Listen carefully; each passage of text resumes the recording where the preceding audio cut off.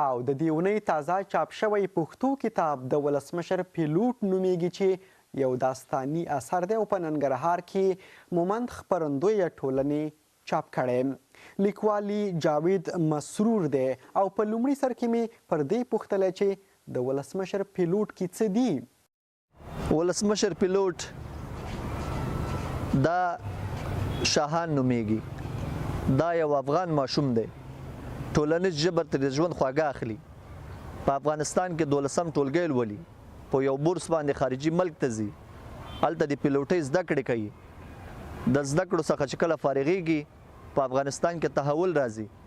خو د دې اثر ګوتنیونکي وایي چې د داستاني ادب د قاعدې له مخې ناول باید له 500,000 کلمو پورته وي او که د 20 او 500,000 کلمو ترمنځ وي ناویلا یا ناولېټ یا ناولګوټی بلل کیږي. خو د ښاغلي مسرور کتاب دغه شمیره هم نه ده پوره کړې. ولې؟